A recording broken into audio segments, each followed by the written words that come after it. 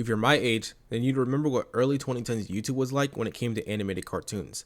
Some like BFDI and Eddsworld got massively popular with hundreds of millions enjoying their works and them still being relevant to this day. Others like MLP.MOV by Hot Diggity Demon didn't reach similar heights, but he used attraction from that series and others like Jerry to pivot to creating his well-remembered magnum opus, Brain Dump. While some burned bright like others but ultimately died out like Yo Mama. But one cartoon hit an odd middle ground. It got as viral as BFDI and Eddsworld back in the day, with some episodes almost having 100 million views. But unlike those, it was forgotten by literally everybody. This cartoon is Porkchop N Flatscreen, a web series hosted on a channel with 2.5 million subs and 1.15 billion views. But with metrics like that, it makes you question, why was this show universally forgotten? I wanted to know why, so I watched all 43 episodes, and that's when I learned that it was for good reason. Overview plus credits. Like all cartoons, MZ couldn't keep the extreme success up forever. Over these 13 years, tens of millions of views slowly became millions to hundreds of thousands to nowadays mid to low tens of thousands. Sometimes it gets a million views here and there, or a view count in the high hundreds of thousands, but that's the exception. I think this is natural, but not the fact that everyone forgot about it. Everyone still remembers Yo Mama, even though they've been dead for practically half a decade at this point. And for other shows like Eddsworld that have fallen off majorly in the view count department, it still has a large fan base and their new episodes still get millions of views despite it obviously being way past the glory days.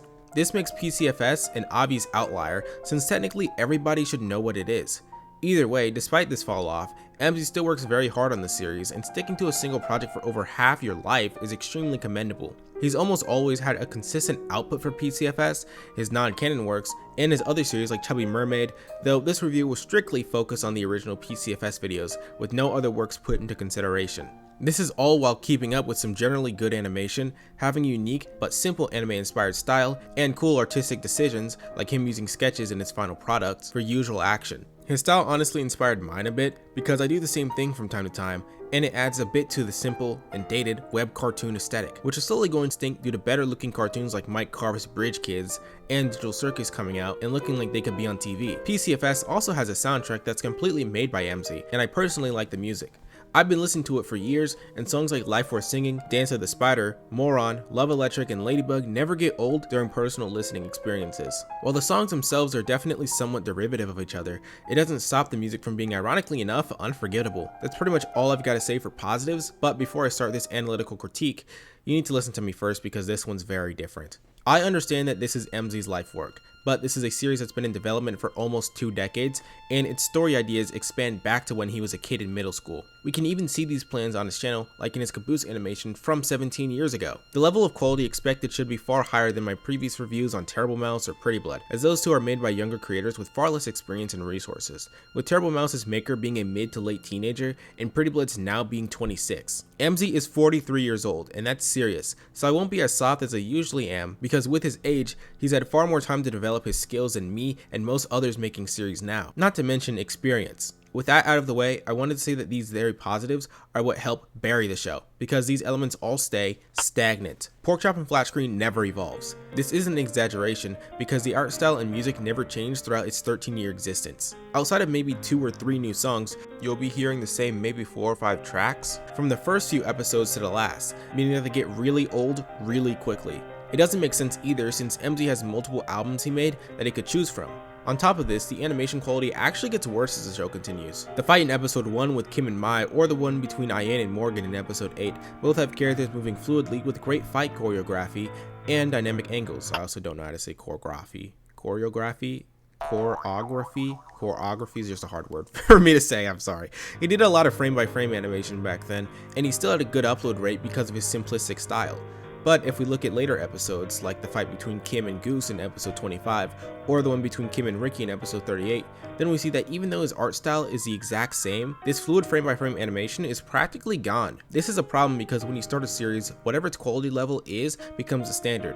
If your standard lowers in the next few episodes, then it makes you look lazy, while if you do the inverse, the opposite feeling will be achieved. It's partially why a lot of series or even pilots intentionally start with worse animation, and as they go it gets better, because given the better resources they have, they can simply do better. I assume that the animation for PCFS got worse because it's less successful, so spending extra time on super fluid animation isn't worth it anymore, since those who watch it will watch it regardless, or maybe it's just because MZ wants to save time, and still, he knows people will watch it regardless. Either way, this causes recent episodes to look the same as the first few, or worse in some places, and since it's worse and the style and backgrounds never improve, by episode 10 you'll quickly feel as if the show is just stuck in 2012 and never wants to acknowledge that time has passed. If the presentational stagnation doesn't begin boring you and hurting the experience, then one thing that completely ruins it right out of the gate is the fetish comedy. By no stretch of my words, Porkchop N Flatscreen's biggest problem is the comedy.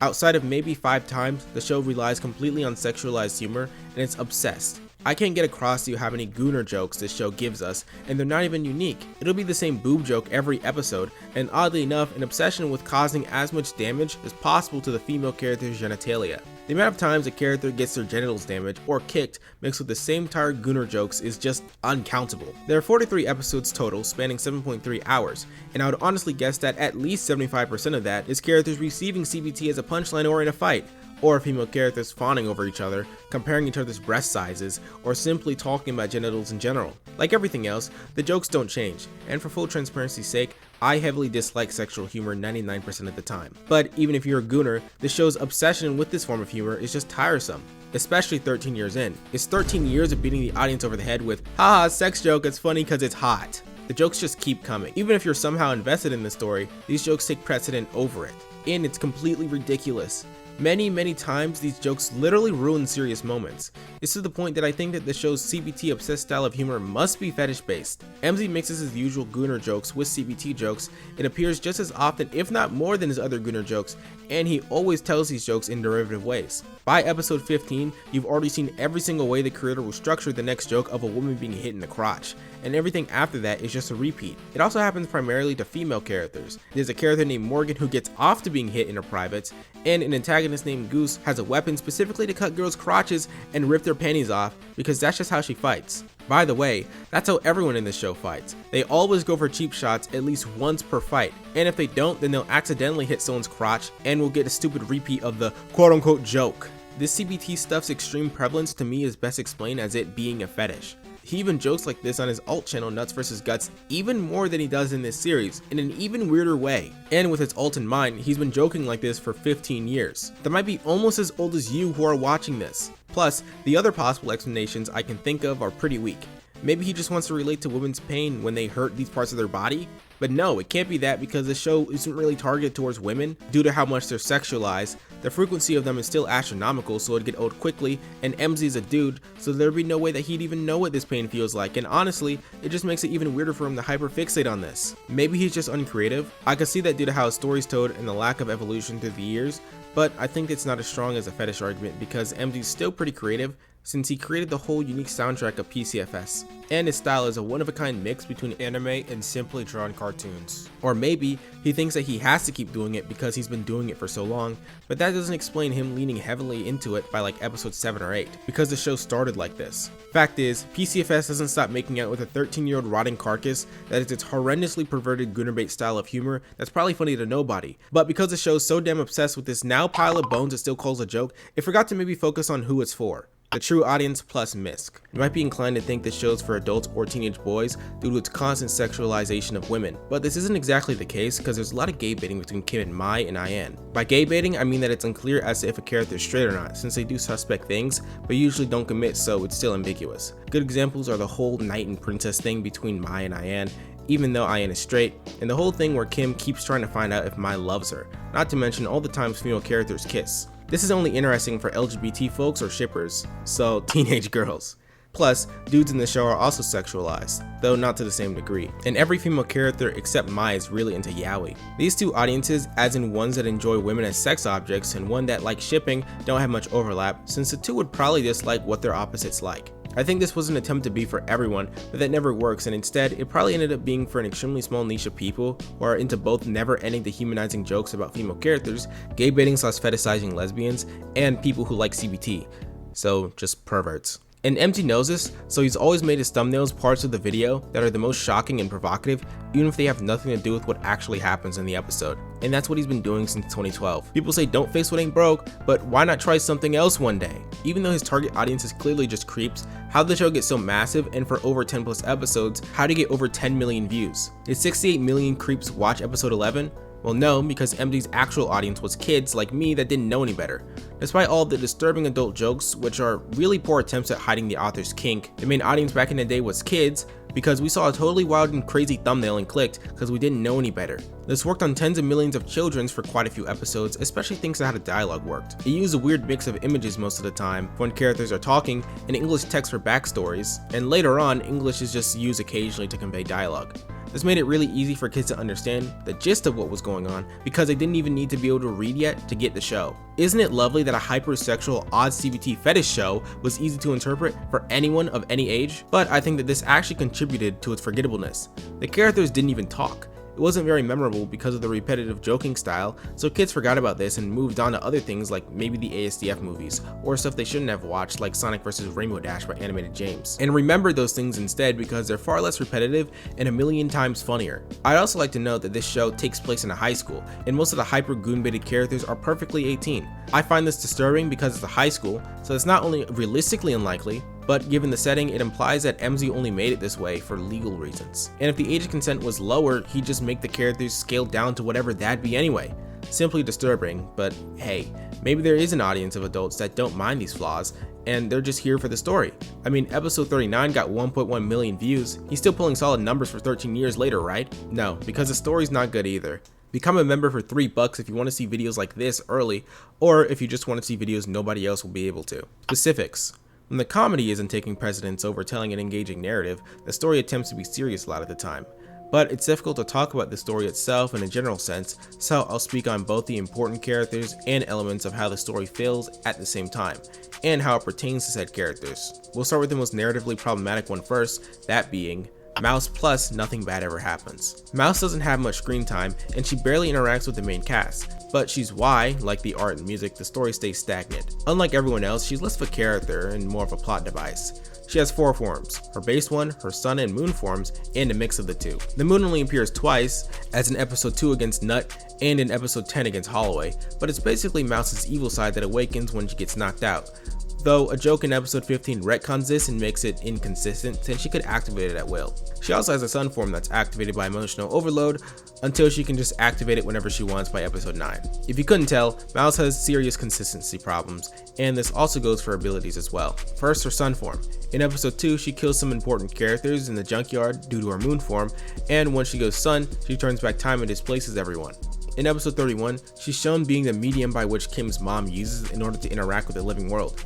In episode 9, when Ayane and Mai die and go to the life and death doors, she's able to come into the afterlife and keep the life doors open before it shuts on them. And in episode 26, Mouse uses a mix of her sun and moon form with the ability to heal Kim's injuries without taking damage herself, even though previously she took on the damage of who she healed. In these 4 examples, she was never previously shown to be able to do these things, and she never ever does them again. This is true of her moon form too, as she's able to traumatize Halloway Jr. in episode 10 via some odd flashback of something that probably didn't happen. She never does this again, and in episode 12, even with her base form, she uses a rainbow to fly. As you can see, Mouse always, without fail, pulls new powers out of nowhere and never uses them again. And maybe if she was some gag character that didn't affect anything, she'd be annoying, but it'd be harmless. But she's not, because she impacts the plot multiple times as she's the Deus Ex Machina, so our characters never have to lose. Truth of the matter is that it's mostly due to Mouse that by episode 43, 13 years in, we've had 0 deaths, 0 important injuries, and 0 events that seriously challenge our characters enough to change them. Despite this, MZ enjoys writing tense scenes where it seems like someone will fail, but this never happens. Characters never have to overcome a struggle by themselves or simply fail and live another day. In the worst of situations, Mouse will always be there as a soft little cushion so nothing bad ever happens to MZ's precious little OCs. This is terrible because we only enjoy stories where characters have to go through some kind of conflict. A story like Monster, for example, only works because the main character loses everything basically because of Johan, and he has to change and uproot his entire life to find and stop him due to his unique position. And Terraformer's first season is only so good because it effectively creates an environment in which truly any character can die, no matter how well we know them. All stories function based off of actual conflict, and that's why this is so terrible. I want to change that all to most because in most instances, not having any conflict is not going to be good for your story. But if your characters are good enough, it can be fine, and this is what you call a slice of life show. Like a Grasuko, for example, where you're watching because the characters are doing stuff in their little setting. You're not necessarily watching because something crazy is going to happen or for a fight or anything like that. You're invested in the characters because of who they are, and that requires really good characterization and a lot of writing skill. which is what Porkchop N Flatscreen does not have. So in that way, some stories can work without any crazy conflicts or anything, but PCNF just isn't that. In episode 20, Mai is knocked out and she's about to be attacked by Nutt. Mouse is extremely far away, but just knows when specifically our main characters are in danger, and no matter what, she'll always help. And so she stops Nutt via some kind of vision, which is again, something she never does again. As I said earlier, she barely interacts with the main cast, and as a matter of fact, she's friends with Nutt's group through a character named Michael. Nutt's group literally hates the main characters. Why does she help our guys? In episode 25, she randomly comes in and interrupts a fight between Goose and Kim.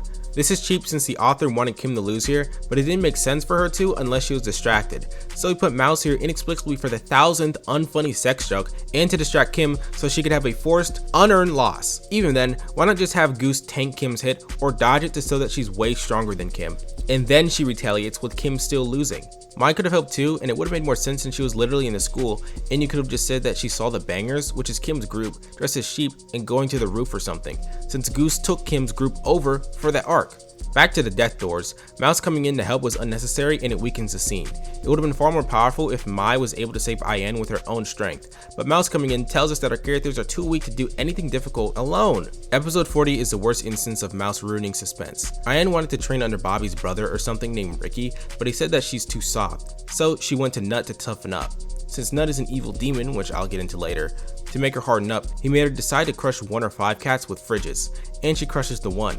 Instead of having Ayane think about what she did and if killing an animal was worth training under Nutt of all people, it's actually revealed that Mouse at a split second flew in and saved the cat. We don't even know where Mouse was before this point, and clearly there are and will never ever be any consequences in the show, and every tense moment is fake. It teases the audience with the thought that something permanently bad could happen to our main characters, but it never does. If it's not totally dire, other characters will come in and save the day, but it all boils down to the same flaw. This show is meant for adults. Either actually do something dark or don't just play in this weird, cowardly, unconfident zone of being mixed on it. Mai plus no development. Mai's the first character we see. She's a ninja who's protective of Ayane. She also hates Morrigan because of their history and she's good at fighting, but wants to be better, while also wanting to connect with her brother, who she thought was dead. That's it. Despite everything she goes through, Mai gets practically no character development throughout the 43 episodes we see her in. During the first big arc of the show, the main antagonist Morrigan kills her and Ayane. But even after she gets her, for lack of a better comparison, glitched to Char hate powers, she acts erratically for like 3 episodes, and then she's back to usual. These powers also aren't used much, despite being very powerful, and this should have obviously been a big thing for her. Dying and having half your body basically become like Venom, where you can morph your body into blades and shoot projectiles, is crazy, especially since nobody else can do anything nearly like that. But they're only used in episodes 12, 14, 15, and 22, and in these episodes, they're either minorly relevant or cancelled out. The biggest thing they do is kill Jubei, but he was revived by Halloway right away after. Though, to be fair, since nothing bad happens to anyone, I can't say that everything she went through was much, and this causes everyone's development to be really weak. A perfect arc that shows this is a blackmailing arc. Mai blackmailed Bobby into being Ayane's boyfriend, and Ayane only learns that this relationship's fake by episode 22 when she saves Bobby from Kim. But for some reason, the relationship just continues with no problem, even though it was established by Halloway earlier that Bobby loves another woman. Wouldn't this usually be massive? In any other relationship, if one party figured out that the other was only with them because their friend blackmailed that person into being with you, then I think that initial party would cut off both of the people at least. It's cause even when bad things do happen, the author is scared of experimenting and changing character dynamics. If Ayane cut Mai and Bobby off, he'd have to go a while with writing those two characters away from each other. And even if Mai and Ayane came back together as friends later, it'd still be hard. And writing something like that would take some skill. So instead, he makes massive arcs like this, and he gets to the climax of these arcs, but then there's no fallout. So outside of Kim, who develops poorly, nobody actually changes. Ayane plus one dimensionality. Personality wise, Flatless is the only way I can describe Ayane. For its 7.3 hour runtime spanning 13 years and 43 episodes, she's still the exact same boy crazy, silly dumb girl, which is wild because she literally died once. You might have noticed, but I haven't commented much on these characters' personalities, and that's because they all have maybe 1 or 2 traits and a thing that they like, and then they stick to that for the entire show. Ayane is dumb, soft, and silly. Mai is serious and easy to anger, and Bobby is a serious but protective loner. They all stay that way, and Kim, who's technically the only non-flat character, practically acts the same as in bratty and mean until her abrupt character switch. This is because the author isn't sure on how characters should develop, or more likely he's too scared of doing so. Either way, the characters are forgettable due to it, especially because every female jokes the same, every female is a pervert 24/7 except for Mai, and every female character is horny all the time. If everyone jokes the same, and they're all used for the same gags, then they'd all blend together into the same mush of hypersexualized goonerbait trash, no matter how different the designs are. Kim plus everyone's unlikable. Kim's the only one to go through an arc that changes her, but it's stupid. One of the most annoying, ironically forgotten elements of her character is the fact that she's very forgetful. She forgot who Bobby was, even though in episode 3, they fought together, she woke up with his pants on since he gave them to her, and he saved her life. All events that happened in less than a day of them interacting. Ignoring that he saves her life, shouldn't the pants that she doesn't own have told her that something happened the night prior? She shouldn't be able to remember anybody with memory this bad since it's goldfish level, though it's actually selective. Somehow, she's able to remember a fight and an uncomfortable interaction she had with Mai to the point that she stops her in episode 4. And later she remembers Morrigan in episode 41, even though they last fought in episode 13. The show wants us to think that it makes sense that she can forget about a person who saved her life that she borrowed the pants of in less than a full day, but she can also remember a woman that she hasn't seen for over 25 episodes. It's a stupid, inconsistent gimmick, and because of it, Kim goes on a whole arc about how nobody loves her, which is built off of her forgetting about who Bobby is. This whole arc sucks because her selective memory feels contrived since her memory is inconsistently bad, and later her memory just isn't an issue. At her lowest in this arc, she learns that Bobby has feelings for her from Halloway, and Halloway gave her the blackmail letter Mai wrote to Bobby. The next day, Kim walked up to Ayane and told her that Bobby was blackmailed into him being her boyfriend. She gives her the proof, and then no, not really. Instead, Kim kidnaps Bobby and forces Ayane to fight for him, even though this could have been solved with one conversation, making the whole climax of the arc feel again contrived and dumb. Plus, it could have been interesting if Bobby was allowed to go for Kim, since that's who he cares about. And since Halloway finds out that Kim doesn't love anyone, and we see this before the climax of this arc, we could have had a whole different arc of Bobby and Kim's relationship. Maybe it could have been like BoJack Horseman's Wanda arc, where Kim moves too quickly in the relationship in order to feel that starvation for connection that she longs for. But that'd require a more emotionally intelligent, less sex-crazed show. There's a point where Kim does change and become friends with our mains, but it's very sudden. In episode 33, during the last goose fight, Mouse comes out of nowhere and is inexplicably possessed by Kim's mom, and she makes Kim have a literal fight with her issues. Then afterwards, she instantly becomes friends with Mai and Ayane. This isn't only lazy, but it's also cheap and one of the best examples of this cartoon's horrendous writing. It's not foreshadowed, Mouse couldn't do this before, it breaks up a fight's pace, and the issues she had with Mai and Ayane weren't just, let me think about it real quick. This is stuff that should have taken a while and serious conversations to heal. It would have been better if Kim continued to battle these issues past episode 33, because Kim blames Ayane for a majority of her problems because she likes Mai, and she has beef with Mai because she feels like Mai doesn't care about her at all and nobody in the world cares about her. That's really how you're going to solve the issue of a character who has self-worth problems? Really? It's pathetically cheap and poor writing, plus her beef with Mai makes no sense because her feelings either make no sense or they're her fault. In episode 14, when Ayane and Mai leave together, Kim feels rejected because for whatever reason, she thought that it'd be her and Mai forever, even though they maybe met a few days to at max a week ago. Why would you think that when you just met? Of course Mai was gonna leave with Ayane. They've been best friends since they were kids. Plus, the friendship Mai and Kim had during this short period of time consisted of Kim treating Mai like a puppy and a few fights. Why would I feel for her at all? There's literally nothing there, and Kim's clearly delusional. The author really wants you to feel bad for Kim, but she's a poorly written, unlikable creature. Everything bad that happens to her in her life is either in her head or it's her fault. It doesn't help that Kim's also the most sex-obsessed character by far since MZ made her bi, and I suppose that being bi to MZ means that everyone Kim looks at must be a target for her lust. Kim's the least likable character, but that doesn't mean the others are safe. As I mentioned previously, Mai blackmailed Bobby into the relationship with Ayane, cutting him off from potentially trying anything with Kim, and we're supposed to root for her. I really can't name you a good thing Mai does in the series, so really she just has this negative trait to her. Ayane knows that she's in a fake relationship with Bobby, but she chooses not to change, and the whole thing's based off of shallowness, since they never have any real chemistry.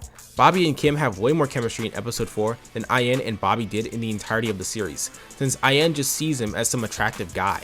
So she doesn't end it despite knowing Bobby doesn't want in on it, just because she finds Bobby physically attractive. Horrible person, and it might sound like a lot of bad things happen to Bobby, but he's not likable either. Bobby's secondary reasoning for staying with Ayane is that he thinks that she won't be able to emotionally handle it if he leaves, which is toxic in two ways. Since he thinks she can't handle it, he sees her as weak, and because of this, he feels like he basically owes Ayane and he has to take up this role. How gross is that? We're supposed to root for a relationship that the male is forced into, and he sees his partner as weak, and the female doesn't care for the male outside of his looks. I suppose I should mention Mouse too, since she's used for purely unfunny jokes and saving her characters from fake tense situations, but that reasoning is more meta in comparison to everyone else. And the same is true for the next two characters' main issues, Bobby and Nutt plus Miss Potential. These two have the same issues as they're both Miss Potential. The series starts off with episode 4 flat out telling us, which is very lazy, that Bobby is an angel, Nutt is a demon, and they fight a lot, but it doesn't expand on this at all. We've got some potentially cool stuff we can explore, like where did they come from? Why are they two entities from another afterlife? What's this beef? Is Nutt's reason for hating Bobby justified? Is this based on a misunderstanding? Well, we literally never focus on the two's rivalry. The most fighting Bobby and Nutt do is found in the earlier episode's outros. If you start a story like this, we're gonna want some answers, and we'll only forget about it if we're idiots. Worse if you're banking on us being such. MZ's inspired by Naruto, and continually he does what Naruto does without understanding what makes Naruto actually good. So let's make a Naruto hypothetical so you can understand my point better. If Naruto started with a white screen that flat out told us that he had a 9-tailed demon fox inside of him, and then the episode never mentions that, and the next episodes don't acknowledge what we just learned, and in fact we just pivot to Kakashi, Sasuke, and Sakura and make them the main characters, then wouldn't that make you permanently question the whole demon thing? Why do we start with Naruto if he's not important, and why are we told that he had a demon inside of him if it never becomes relevant? That'd suck, right? That's what PCFS did, because it started with both Nutt and Bobby being enemies in mostly episode 2 and 4, and then we shifted focus forever. We also only get super weak backstories for male characters. This is because the show's super focused on its female cast, so they can be endlessly sexualized. MC knows he writes like this, and he thinks that weak backstories for characters like Nutt and Michael work because he's copying Naruto again without understanding why it worked, even for characters that aren't major. In episode 1, Naruto's teacher, Iruka, has a flashback at the end that's actually effective and resonates emotionally because we got to know Iruka throughout the episode and how he related to Naruto before the sad backstory. He was humanized first, and we were given time with him, which is what made us feel for him when he got stabbed in the back while trying to protect Naruto. Screen time and active humanization are what made this work, but Porkchop N Flatscreen doesn't do this. Michael barely gets any screen time, but it expects you to care about him because he had a sister that was dying. Sorry, we don't know this guy and he's never important ever, so we just don't care since we're giving nothing but this to work with. This happens with everyone, and because of the constant degenerate humor, we get basically no chance to seriously connect with anybody.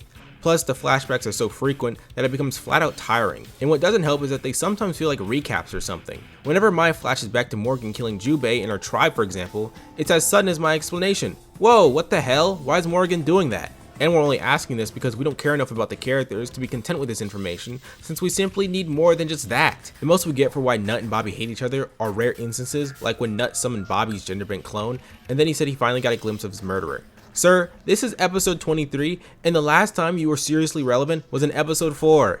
It doesn't help that Nutt's basically treated like a joke by episode 23, since gender-bent Bobby one-shots him, making any possible fight between them impossible, as Bobby would have to be either weakened or Nutt would have to be strengthened in some inexplicable way. I'm sure the author probably answered all these questions in some Ask PCFS segment, but dude, you should just have all the answers to everything relevant in the primary series. I shouldn't have to go read something else to understand what you mean. No good story ever works like that. Bobby and Nutt, despite being really important, get basically no screen time because the author can't stop himself from animating young, perfectly 18-year-old girls getting punched in the snatch because he lives off of and has desperately been living off of for the last almost 20 years on satisfying his degenerate desires through fictional media. Morrigan plus plot contrivance. Morrigan was first a dangerous villain with the power to kill, and that's what happened. She's why Kim, Ayane, and Mai got sent to the odd life or death doors afterlife. But in episode 15, she's beaten by a character who only appeared once 11 episodes prior and never appears again, named Ladybug. And after this, she's nothing more than a joke. And if we're being honest, in the fight before Ladybug appeared, Kim should have died. How did Ladybug know she was in danger? Well, she just did, both because nothing bad can ever happen in the story, but also because of plot contrivance. Did she just happen to roll up on them even though they're in a purely grassy area? Why would a biker gang drive in grass? Inadvertently, it also makes me question many things about Morrigan, especially given the previous backstories we saw. But let me give you some context first, and her backstory so you can understand my criticism, since this is still an analysis after all. Morrigan and Halloway Jr., whom she adopted, killed everyone in Mai's ninja tribe, including her brother Jubei. But Halloway healed Jubei and brought him back to life. She then, or before this point, also killed Ayane's dad in search of a map. This is why Mai hates Morrigan. Not Mai and Ayane, but Mai, since Ayane ends up saving Morrigan, but I'll talk more about this later.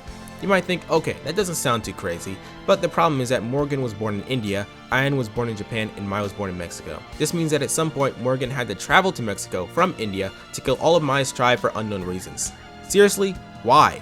What beef could two places have when they're basically on opposite sides of the world? It also means that she went to Japan too, and after this she went to Texas. Then at some point Ayane and Mai had to meet. Just so happens that they both had the same person who did horrible things to their families, and just so happens that they also go to Texas, the same area in Texas, and school at some point, where Morrigan is the principal. The chances of all of this happening are ludicrously low and frankly unbelievable. Just the fact that Morrigan would travel across 2 continents to kill random people makes us question what her aim is. Is she trying to find some kind of secrets across the world? But then why would she stop and become a principal of some random high school in Texas? And what's the chances of Morrigan not knowing Jubei, the person she intended to kill a few years prior, is working for her and also lives in Texas with everyone else? There's just too many coincidences and implausible events that have to be believed fully with little to no explanation for us to think that Morrigan as a character from her conception even makes sense. And about Ayane defending Morrigan. Ayane is the one who had the flashback of Morrigan killing her dad. If we ignore the fact that Morrigan being their principal right now is like 1 in a billion odds, why isn't Ayane mad at Morrigan literally at all? Like every hypersexualized girl in the show, she's 18, and you think that at that age, you would be less in control of your emotions, unlike Batman or something with a no killing rule. This woman right behind you literally murdered your father over a map. It's either Ayane is just that good of a person, or this is just more nonsense plot contrivance to keep Morrigan alive, despite her both deserving death and having no purpose story-wise from this point on. You get my point. If one character has this much plot contrivance built into them, then imagine everything else. Nothing in the story is satisfying, and everything feels so artificial. Halloway Jr. plus nothing goes anywhere. Halloway is a weird character. Despite being allied to Morrigan, he's more chaotic neutral than a straight up antagonist like Morrigan, but he's still poorly utilized and ultimately forgotten. He comes into the story randomly in episode 5 at the very end, and his main power is that he can kiss anyone and find out who they love. This is how he knew Bobby loved Kim since Halloway kissed Bobby, and it's why the whole Kim kidnapping Bobby arc started. Presumably he did all of this because he wanted to get with Ayane, but this isn't 100% clear since he acts similarly with all other female characters. After this arc, since he didn't have much of a place anymore, and Morrigan was already being treated as a silly background villain, he just kinda disappeared after he healed Jubei, and ultimately, the entire arc he caused between Kim and Bobby went nowhere. Now we just know that Bobby truly loves Kim and Ayane truly loves Bobby, even if it's extremely shallow. And with that, MC forgot about him, until he could use him in episode 43 to show off that gender-bent Bobby is going around with a hit list now for some reason and killing people. Similarly to Halloway's character going nowhere, a lot of other things go nowhere too. Mai gets death goo powers, but in the long run they change nothing about her. Ayane learns her relationship is fake, but nothing comes of that. Nutt hates Bobby inexplicably, and Goose just appears for an arc and then dips unlike everyone else. What was the point of all these plot points if you're just not going to do anything with them? It'd be like if in Dragon Ball Z, Goku got Super Saiyan and then used it one more time after Namek, never activated again, and then stuck to using Kaioken. Honestly, I wouldn't be shocked if in 10 years, when MZ's 53, Goose comes back and she's like, "Hey guys, sorry," and then she falls on a rock that hits her in the crotch, and then the other characters come by and compare their boob sizes before saying, "It's okay, you got true big titty energy now," and then they become best friends despite Goose coming out of literally nowhere. But seriously, I can't name you one arc that feels actually satisfying, and because of all of this, you could either start with the arc where Mai dies, or you could start with the arc where Bobby gets his gender-bent clone pulled out of him by Nutt. This could be good if the show was purely a comedy like Ren and Stimpy or The Amazing World of Gumball, but PCFS always tries to be more than just funny, and so in this way it just doesn't work out. Goose plus why care? Goose is the most recent important character, as she makes her debut in episode 24, and she seemingly finishes her arc by episode 35. I suppose it's possible that she could come back in the far future like how it jokes, but my question is why introduce her in episode 24 when in episode 23, Bobby's gender-bent clone was just brought into the world? We should have gotten a few episodes focusing on her because she's a new character, and then her relationship with the original Bobby because she needed development. But no, Goose totally oversteps Bobby's clone, even though her introduction is massively important. Plus, Goose literally stops being relevant 11 episodes after she was introduced. Not to mention other things like the whole glimpse of my murderer thing that Nutt said, the deal with Bobby's new demon wings, the fact that Morrigan is still alive and running the school despite being a serial killer, the whole thing with Nutt and Bobby's unknown relationship with characters like Ricky, and the whole blackmail arc are all plotlines that are either teased, started, or they get to their climaxes with no actual follow through or conclusions, because things are always sidelines for the next new plot without resolving the previous one. It constantly makes us have questions about things we shouldn't need to question, and the show should actively be delving into these plotlines that appear when they appear. With episode 43, we should probably just now be on the whole Ayane and Bobby blackmail arc due to everything that was teased in the past. Ultimately, since nothing matters, and just about nothing's ever fully resolved, it adds a layer of why should I care about anything in this cartoon, because it's fully reasonable to conclude that what you're watching ultimately doesn't matter. Kim kidnapping Bobby didn't matter, they're just cool after that.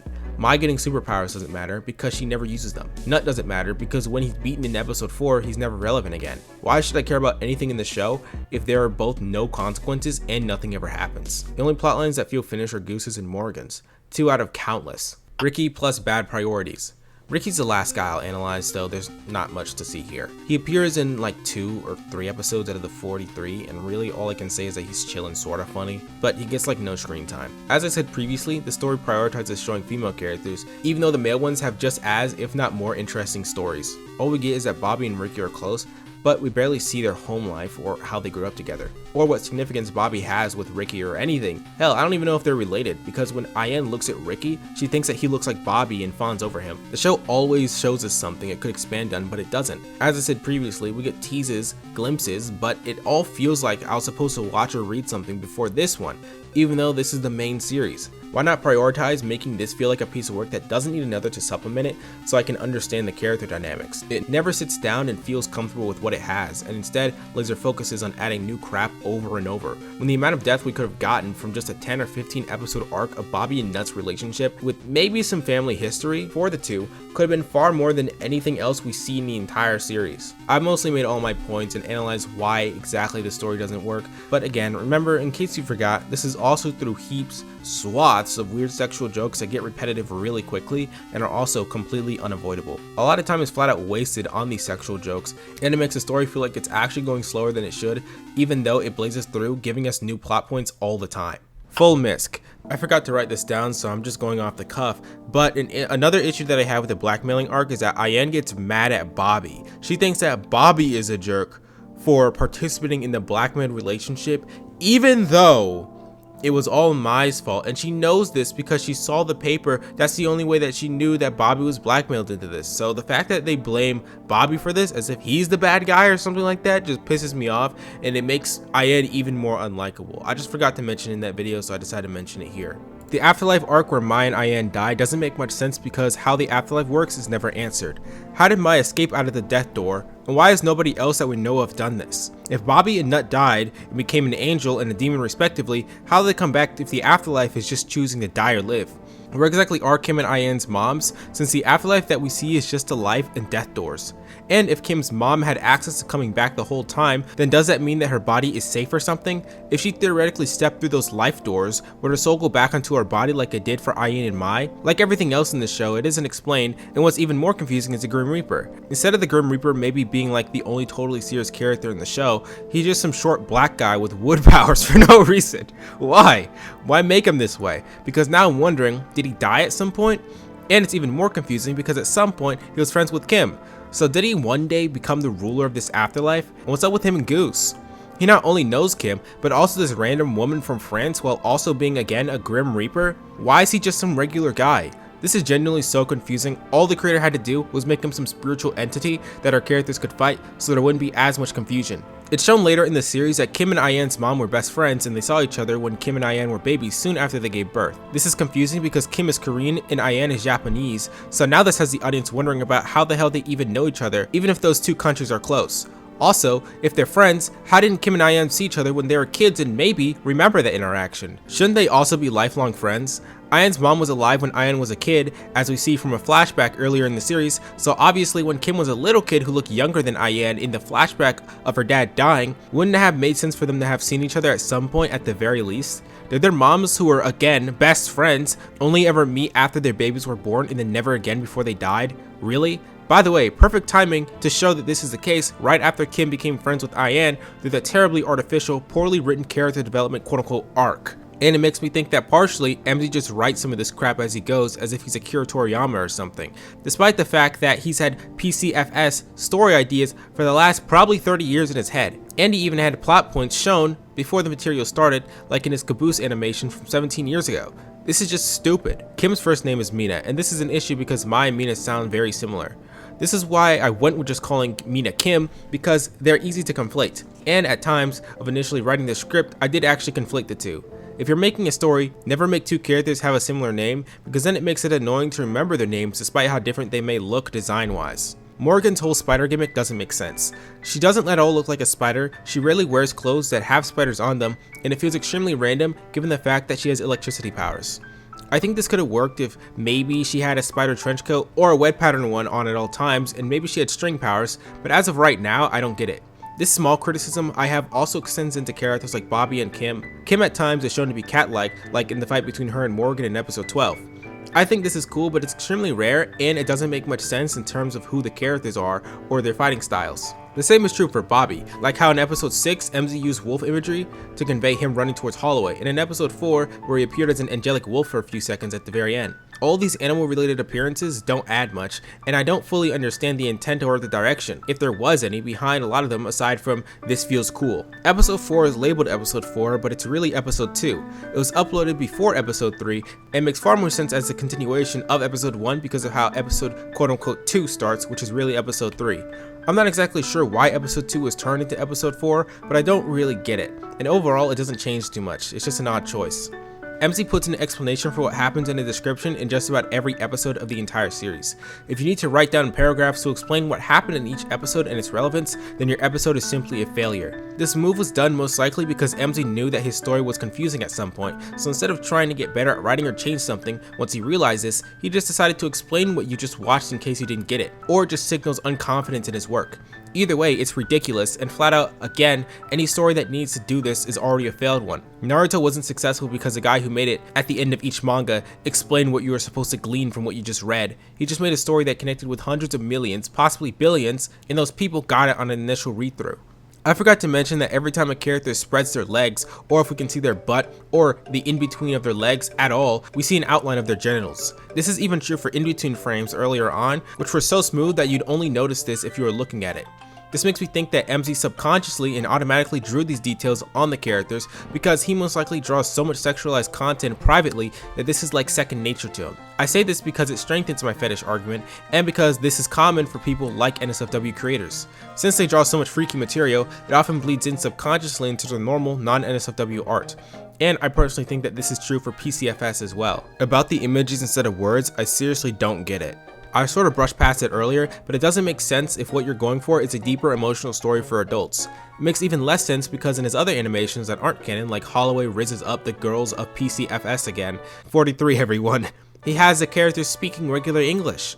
And in his Nuts vs Guts videos, he also has characters speak regular English. This is totally inconsistent with everything else he does, and nonetheless, using normal English not only to tell jokes, but to tell a serious story would obviously help majorly. PCFS had normal English too. Many things could have been answered in just a single conversation, but because it doesn't do this, we're often told information indirectly through flashbacks, or we're not told at all. On a different level, this is more annoying because when MZ uses words, oftentimes he's way funnier than when he doesn't. On his Nuts vs Guts channel, for example, even though it's definitely fetish stuff, I think that some of the videos were actually funny. And that's only because he uses words to tell more complex jokes. I want to talk more about his Nuts vs Guts channel. For the last 15 years, MZ has clearly been making fetish content. We know this because every single one of his videos has something to do with someone's genitals being hit or damaged in some way, and it gets even weirder because the dude uses Sonic characters like Amy, and in his most popular video from 15 years ago, Sally Acorn. I think it's literally impossible to deny that this is a fetish at this point, and it's also extra weird because using Sonic characters obviously makes it more appealing for little kids to come and click on your videos. As for that video specifically, it was pretty funny, but everyone in the comments talk about how they watched it as a kid and how they shouldn't have. Because of that, I'm more than sure that the majority of that 87 million were just kids that didn't know any better. This is most certainly true for Porkchop N Flatscreen due to it having zero important redeeming qualities. Why it was forgotten. Outside of the music and art style for like 5 episodes, from no angle is Porkchop N Flatscreen good.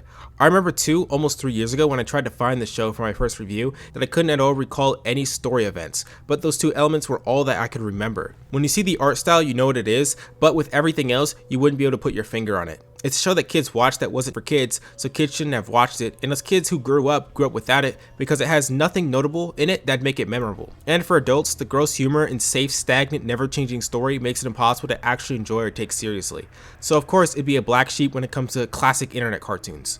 Nobody talks about it because it sucks, everyone's seemingly forgotten about it, and because of that, talking about it and making a successful video out of it is very risky. Hopefully this video does well since I suffered through this crap. There's kind of a fandom still, but it's practically hidden and concentrated in what I suppose MZ's dead Discord server and his channel, because he's still able to find fan art to this day to put into his new episodes. PCFS is a corpse that's preparing to rot.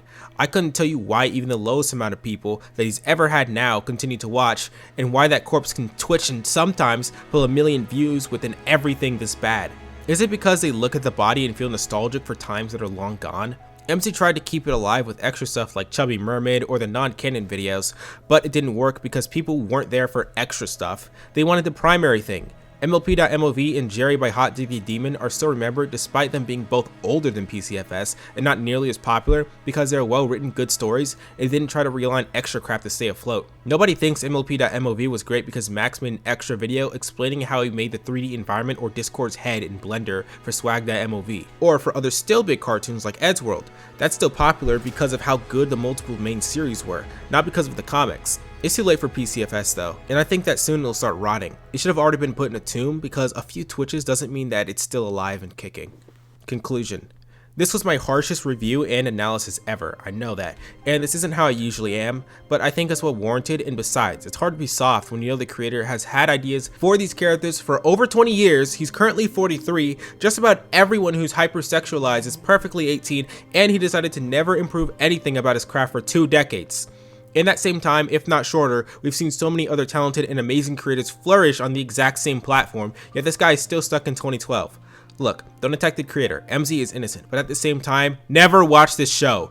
Even if you're curious, even if it's for nostalgia, don't do it. It's not even worth half a second of your time.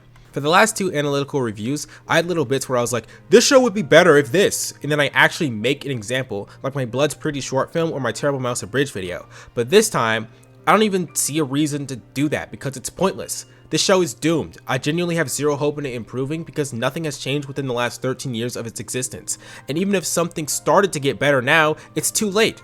13 years and 43 episodes of drivel is just too much to recover from. This isn't like Terrible Mouse with a young creator who has a ton of time to improve and get better, and hell, honestly, that is getting better, since their My Daily Life with Beast's brother episode was a massive step up in quality compared to everything before it. And this isn't like Pretty Blood because Pretty Blood's been getting better slowly through the years, and every arc tells a new story within the same universe, and Pretty Blood even had a good arc with Bunchy Prison recently. But this is a serialized fetish goon bait show by a 43-year-old man that has been in development for longer than I've been alive and probably longer than I've even been a concept for my parents. In my original review on this show, which is in the description, I kept the conclusion positive since I don't like ending on a negative note, but I prefer honesty over positivity. It was good that this cartoon was forgotten and buried by every better one that came after it, and it needs to end.